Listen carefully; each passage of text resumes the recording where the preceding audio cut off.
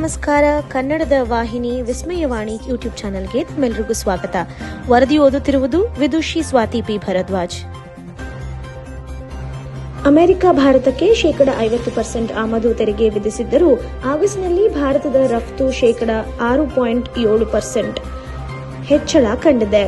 ರಫ್ತು ಮೌಲ್ಯ 3,09,000 ಕೋಟಿಗೆ ಏರಿಕೆಯಾದರೂ ಆಮದು ಶೇಕಡ 10.1% ಇಳಿಕೆಯಾಗಿದ್ದು 5,42,000 ಕೋಟಿಗೆ ತಲುಪಿದೆ.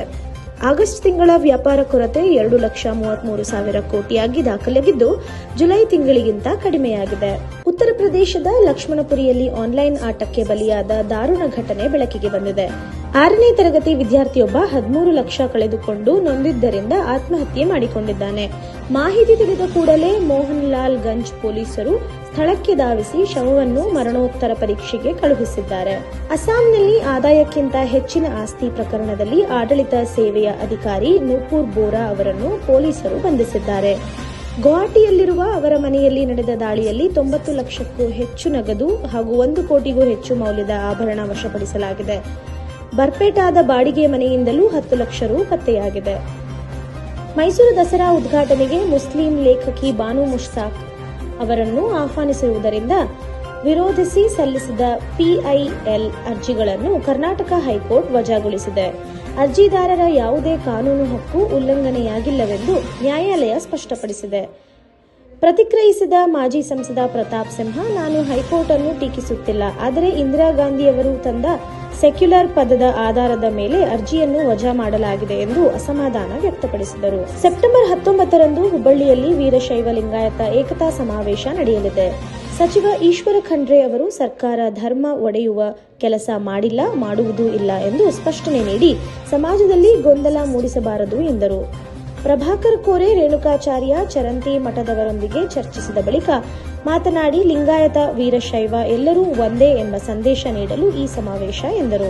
ಸಮಾಜದ ಬಡವರು, ದುರ್ಬಲರು, ವಂಚಿತರಿಗೆ ಸಾಮಾಜಿಕ ನ್ಯಾಯ ಸಿಗಬೇಕು ಎಂದು ಕರೆ ನೀಡಿದರು. ರಾಮನಗರದಲ್ಲಿ ಹೊಸ ನಗರ ಸಾರಿಗೆ ಸೇವೆಗೆ ಇಂದು ಚಾಲನೆ ದೊರಕಿತು. ಮಾಜಿ ಸಂಸದ ಹಾಗೂ ಬಮೂಲ್ ಅಧ್ಯಕ್ಷ ಡಿಕೆ ಸುರೇಶ್ ಅವರ ಪ್ರೇರಣೆಯಿಂದ ಸಾರಿಗೆ ಸಚಿವ ರಾಮಲಿಂಗಾರೆಡ್ಡಿ ಅವರ ಸಹಕಾರದಲ್ಲಿ ಈ ಸೇವೆ ಆರಂಭಿಸಲಾಯಿತು. ಸ್ಥಳೀಯ ಶಾಸಕ ಎಚ್ಎ ಇಕ್ಬಾಲ್ ಹುಸೇನ್ ಅವರ ಉಪಸ್ಥಿತಿಯಲ್ಲಿ ಕಾರ್ಯಕ್ರಮ ಜರುಗಿತು. ಅಮೆರಿಕದಲ್ಲಿ ನೆಲೆಯೂರಿರುವ ವಾಸವಿ ಅಸೋಸಿಯೇಷನ್ ಸದಸ್ಯರು ಅಯೋಧ್ಯೆಯ ಬಾಲರಾಮನಿಗೆ 12 ವಿಧಗಳ ಚಿನ್ನದ ವಾಹನಗಳನ್ನು ಅಲಂಕರಿಸಿದ್ದಾರೆ. ಭಕ್ತಿಭಾವದಿಂದ ಮೂಡಿಸಿದ ಈ ಅಮೂಲ್ಯ ಬಂಗಾರದ ವಾಹನಗಳು ಭಕ್ತರ ದರ್ಶನಕ್ಕೆ ತೆರೆದಿದ್ದು ನೋಡುವವರೆಲ್ಲರೂ ಪುನೀತರಾಗುತ್ತಿದ್ದಾರೆ. ಕೊಟ್ಟೂರು ತಾಲೂಕಿನ ಅಂಬಳಿ ಗ್ರಾಮ ಪಂಚಾಯಿತಿಯಲ್ಲಿ ಕರ್ನಾಟಕ ವಿಮೋಚನಾ ದಿನಾಚರಣೆ ಅಂಗವಾಗಿ ಧ್ವಜಾರೋಹಣ ಕಾರ್ಯಕ್ರಮ ಜರುಗಿತು. ಗ್ರಾಮ ಪಂಚಾಯಿತಿ ಅಧ್ಯಕ್ಷೆ ಟಿ ಹೊಳಲಮ್ಮ ಅವರು ಧ್ವಜಾರೋಹಣ ನೆರವೇರಿಸಿದರು. ಈ ಸಂದರ್ಭದಲ್ಲಿ ಪಂಚಾಯಿತಿ ಸರ್ವ ಸದಸ್ಯರು ಹಾಗೂ ಸಿಬ್ಬಂದಿ ವರ್ಗದವರು ಉಪಸ್ಥಿತರಿದ್ದರು. ಬೆಂಗಳೂರಿನ ಮಾನ್ಯತಾ ಟೆಕ್ ಪಾರ್ಕ್ನಲ್ಲಿ ರೋಲ್ಸ್ ರಾಯ್ಸ್ ಸ್ಥಾಪಿಸಿದ ಜಾಗತಿಕ ಸಾಮರ್ಥ್ಯ ಮತ್ತು ನಾವೀನ್ಯತಾ ಕೇಂದ್ರವನ್ನು ಕೈಗಾರಿಕಾ ಸಚಿವ ಎಂಬಿ ಪಾಟೀಲ್ ಉದ್ಘಾಟಿಸಿದರು. ಈ ಕೇಂದ್ರವು ಕಂಪನಿಯ ಅತಿ ದೊಡ್ಡ ಹಾಗೂ ಅತ್ಯಾಧುನಿಕ ಜಿಸಿಸಿ ಆಗಿದ್ದು ಬೆಂಗಳೂರನ್ನು ಜಗತ್ತಿನ ವೈಮಾಂತರಿಕ್ಷ ಹೂಡಿಕೆಯ ಪ್ರಮುಖ ನಗರಗಳಲ್ಲಿ ಒಂದಾಗಿ ಬೆಳೆದಿದೆ ಎಂದು ಅವರು ಹೇಳಿದರು. ಭಕ್ತರ ನಂಬಿಕೆ ಭಾವನೆಗಳ ಕೇಂದ್ರವಾಗಿರುವ ಮಂತ್ರಾಲಯದಲ್ಲಿ ಶ್ರೀ ರಾಘವೇಂದ್ರ ಸ್ವಾಮಿಗಳ ಮಂಗಳಾರತಿ ಭಕ್ತಿಭಾವದಿಂದ ನೆರವೇರಿತು.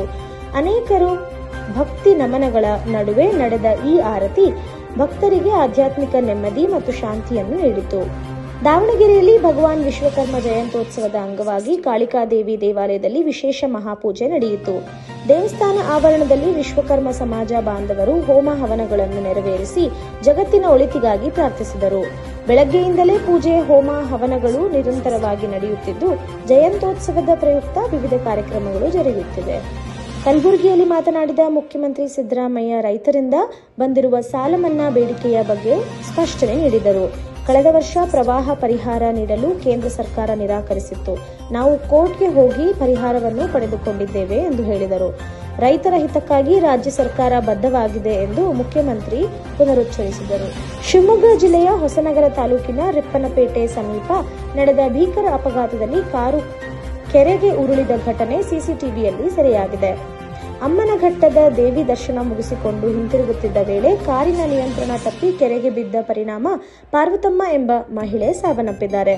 ಸ್ಥಳೀಯರ ತಕ್ಷಣದ ಪ್ರತಿಕ್ರಿಯೆಯಿಂದ ಕಾರಿನಲ್ಲಿದ್ದ ಇನ್ನಿಬ್ಬರನ್ನು ಸುರಕ್ಷಿತವಾಗಿ ರಕ್ಷಿಸಲಾಗಿದೆ.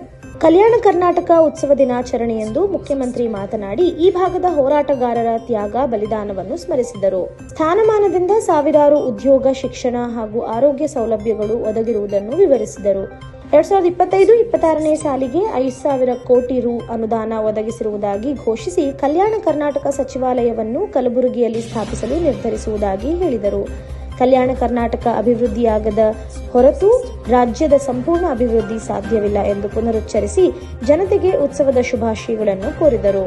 ಹಾಸನ ಜಿಲ್ಲೆಯ ಚನ್ನರಾಯಪಟ್ಟಣದಲ್ಲಿ ನಡೆಯುತ್ತಿರುವ ಶ್ರೀ ಪ್ರಸನ್ನ ಗಣಪತಿ ಆಸ್ಥಾನ ಮಂಟಪದ 74ನೇ ಗಣಪತಿ ಮಹೋತ್ಸವಕ್ಕೆ ಈ ಬಾರಿ ಧರ್ಮಸ್ಥಳ ಮಾದರಿಯ ಭವ್ಯ ವಿನ್ಯಾಸ ಮೆರುಗು ನೀಡಿದೆ.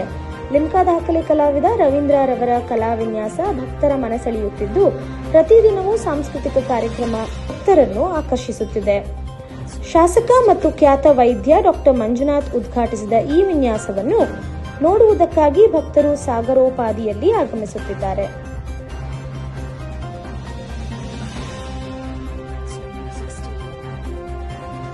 ದಾವಣಗೆರೆ ಜಿಲ್ಲೆಯ ಚನ್ನಗಿರಿಯ ಮರಡಿ ಗ್ರಾಮದಲ್ಲಿ ಮಾತನಾಡಿದ ಮಾಜಿ ಸಚಿವ ಕೆಎಸ್ ಈಶ್ವರಪ್ಪ, ಕುರುಬ ಸಮುದಾಯಕ್ಕೆ ಎಸ್ಟಿ ಮೀಸಲಾತಿ ವಿಚಾರದಲ್ಲಿ ಸಿಎಂ ಸಿದ್ದರಾಮಯ್ಯನವರನ್ನು ಪ್ರಶ್ನಿಸಿದರು. ನಿನ್ನೆ ನಡೆದ ಸಭೆಯನ್ನು ಮುಂದೂಡಿದ್ದು ಯಾಕೆ? ಇಷ್ಟು ವರ್ಷ ಮುಖ್ಯಮಂತ್ರಿಯಾಗಿದ್ದರೂ ಎಸ್ಟಿ ನೆನಪಾಗದ ಸಿದ್ದರಾಮಯ್ಯ ಈಗ ಕುರ್ಚಿ ಅಲ್ಲಾಡುತ್ತಿದೆ ಎಂದು ಮಾತ್ರ ನೆನಪಾಗುತ್ತಿದೆಯೇ ಎಂದು ಆಕ್ರೋಶ ವ್ಯಕ್ತಪಡಿಸಿದರು. ನಿರಂಜನಾನಂದ ಸ್ವಾಮೀಜಿ ಹೋರಾಟ ನಡೆಸಿದಾಗ ಕ್ರಮ ಕೈಗೊಂಡಿರಲಿಲ್ಲ ಎಂದು ಆರೋಪಿಸಿದ ಅವರು, ಎಲ್ಲಾ ಸಮಾಜದ ಬೇಡಿಕೆಗಳು ಸಂವಿಧಾನಬದ್ಧವಾಗಿ ಪೂರೈಸಬೇಕು ಎಂದರು. ಇದು ಇಂದಿನ ವಿಶೇಷ. ನಿರಂತರ ಸುದ್ದಿಗಾಗಿ ನೋಡ್ತಾ ಇರಿ ವಿಸ್ಮಯವಾಣಿ. ಇದು ಕನ್ನಡಿಗರ ಧ್ವನಿ. ವರದಿ ಓದಿದವರು ವಿದುಷಿ ಸ್ವಾತಿ ಪಿ ಭರದ್ವಾಜ್.